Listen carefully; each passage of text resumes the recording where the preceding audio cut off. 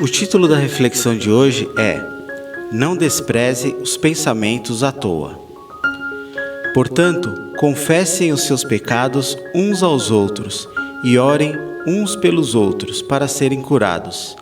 A oração de um justo é poderosa e eficaz. Tiago, capítulo 5, verso 16. Certa vez tive uma experiência muito intrigante e frustrante, porque identifiquei, depois do ocorrido, a vontade de Deus e, pior, que não dei a devida atenção a isso. Por misericórdia de Deus, conforme lemos em 2 Pedro, capítulo 3, verso 9, nada de pior aconteceu. O que aconteceu foi o seguinte: eu estava em casa, num fim de semana como outro, e sem estar fazendo nada que lembrasse a pessoa, eu pensei nela, em uma situação trágica. Neste momento, ao invés de orar e pedir para que Deus guardasse a pessoa, eu simplesmente ignorei o pensamento e segui o dia tranquilo.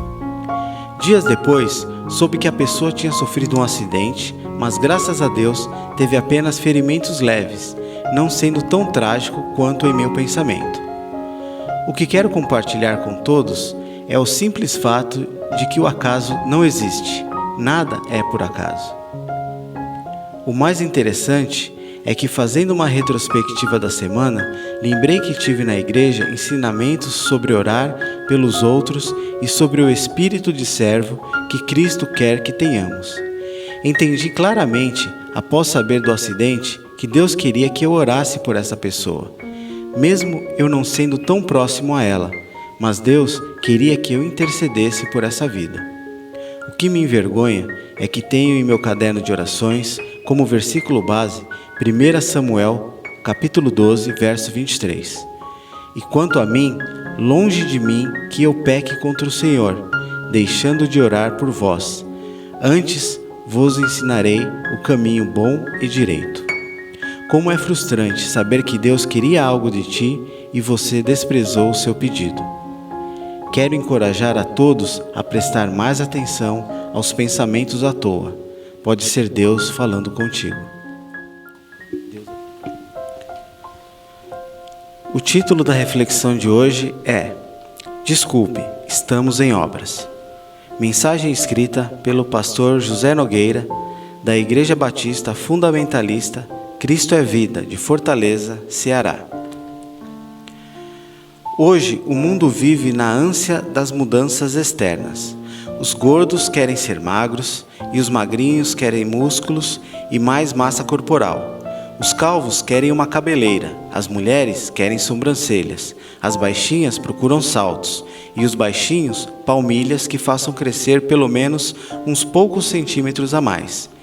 E as clínicas de cirurgias plásticas faturam alto ao explorar justamente essa inconformidade das pessoas com o seu exterior.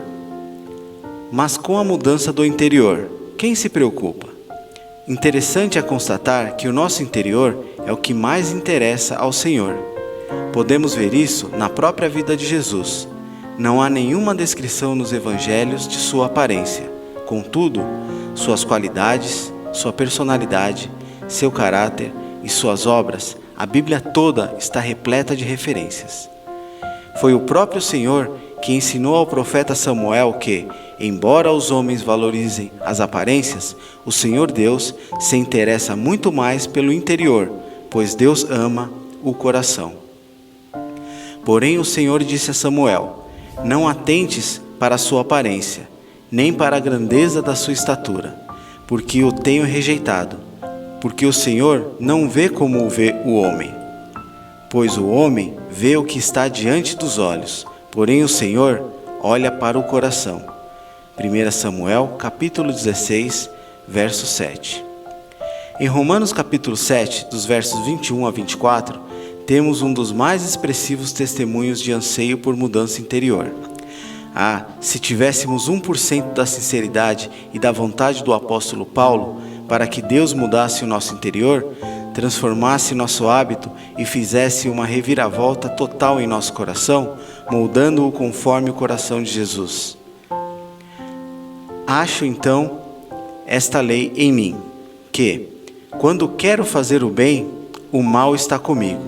porque, segundo o homem interior, tenho prazer na lei de Deus, mas vejo nos meus membros outra lei, que batalha contra a lei do meu entendimento, e me prende debaixo da lei do pecado, que está nos meus membros. Miserável homem que sou, quem me livrará do corpo desta morte? Sabemos que Deus é quem opera em nós, tanto o querer como o realizar. Filipenses 2:13. Portanto, se já desponta em nós a vontade de mudar, se começa a surgir uma inconformidade com o status quo, se não aguentarmos mais ficar do mesmo jeito, ano após ano, então amém. Deus começou a mexer com o nosso querer crescer em sua graça e poder, e Ele é poderoso para atender essa oração que nasce em teu mais profundo interior. Como Paulo em Atos 9:6, Senhor, que queres que eu faça? O título da reflexão de hoje é: Cuide você mesmo do seu futuro. Não ames o sono, para que não empobreças. Abre os teus olhos e te fartarás de pão. Provérbios capítulo 20, versículo 13. Há um tempo venho pensando em como será o meu futuro, e me espantei em ver que eu ainda não tinha feito muito por ele. E ainda, ao olhar para as pessoas em volta, notei que não estava sozinho nesse barco. O problema é que todos que estão deste lado vão sofrer muito e decidi mudar de lado. O brasileiro, infelizmente, não está mudando seu modo de pensar em relação ao seu próprio futuro. Os tempos mudaram, as pessoas mudaram, mas a forma arcaica de pensar no futuro não. Neste caso, quando falo futuro, leia-se aposentadoria. Os mecanismos criados no século passado faziam muito sentido no século passado. Hoje, o trabalho mudou, o dinheiro mudou, o comércio mudou, o mundo mudou e ainda há muita gente querendo, ao se aposentar, a comodidade de receber uma esmola do governo ao invés de se mexer e cuidar ela própria hoje, dela mesma amanhã. Esse versículo fez muito sentido para mim nesta mudança, porque relaciona a preguiça que temos em pensar e estruturar uma vida financeira melhor para o amanhã e o comodismo de viver e deixar para se preocupar com o futuro somente quando o futuro chegar. Fico triste em ver muitas pessoas cultas e estudadas reclamando das atitudes do governo e, ao invés de ensinar o povo a pensar e se programar para o futuro, choram e esperneiam como crianças mimadas. Outro versículo que muitos se aproximam para justificar essa impassividade em relação ao futuro é Mateus capítulo 6, verso 34. Portanto, não se preocupem com o amanhã, pois o amanhã se preocupará consigo mesmo. Basta a cada dia o seu próprio mal.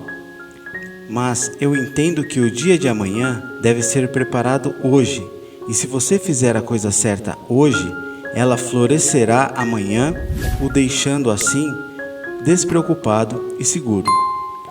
Precisamos ainda ter em mente dois ensinamentos primordiais. Essa preparação para o futuro não deve jamais se tornar obsessão, fazendo com que o amor ao dinheiro tome conta da nossa vida, como dito em 1 Timóteo 6:10. E o cuidado com a família deve ser seu principal objetivo.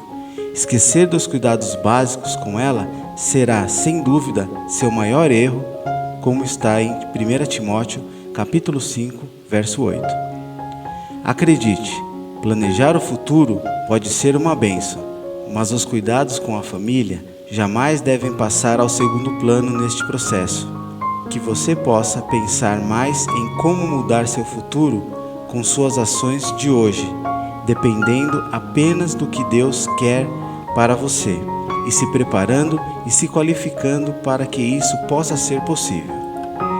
Deus pode querer o melhor para você, mas você precisa estar pronto para receber isto. O título da reflexão de hoje é: Você está preparado? O Senhor é o meu pastor, de nada terei falta. Salmo 23, verso 1. Verso clássico presente na boca de 100% dos cristãos e até de quem não compartilha da mesma fé. Mas será que refletimos mesmo no que esse verso quer nos falar? Muitas mensagens falam que não faltará nada do que precisamos. Isso não tem a ver com coisas supérfluas, que na verdade não precisamos, mas eu iria um pouco mais além disso. Vamos refletir. Faça o seguinte paralelo. Moro em uma casa onde minha sala é pequena e a parede reservada para estante suporta um móvel de no máximo 1,30 m. Eu recebo de presente de um amigo uma estante de 2,10 m. Isso é impensável para minha sala. Trazendo para o versículo, Deus me proveu, mas de nada adiantou essa provisão. Por quê? Porque eu não estava preparado para ela. Claro, isso é uma suposição improvável e impossível, porque Deus sabe da nossa necessidade e jamais faria tal coisa. Isso foi só um exemplo. E este exemplo nos leva a pensar: para que Deus não nos deixe faltar nada de que necessitamos, devemos nos preparar para receber o que precisamos. Em Jeremias 29:11, Deus fala dos planos que tem para nós. Mas de que adianta Deus nos preparar um emprego em uma multinacional se nós nunca nos prepararmos para ter uma língua estrangeira fluente?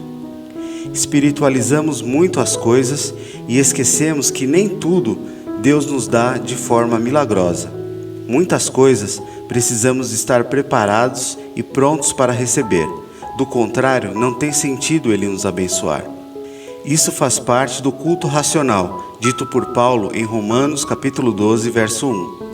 Precisamos ter o lado espiritual aflorado e pronto para que o Espírito Santo nos use, mas também precisamos estar fisicamente prontos para qualquer possibilidade que Jesus queira nos proporcionar. Não se atenha apenas às coisas materiais. Tenha em mente um preparo familiar, espiritual e emocional e esteja pronto para o que Deus te enviar. Deus abençoe. Obrigado por ouvir o Pregador Batista. Compartilhe essa mensagem, pois ela pode ajudar muitas pessoas.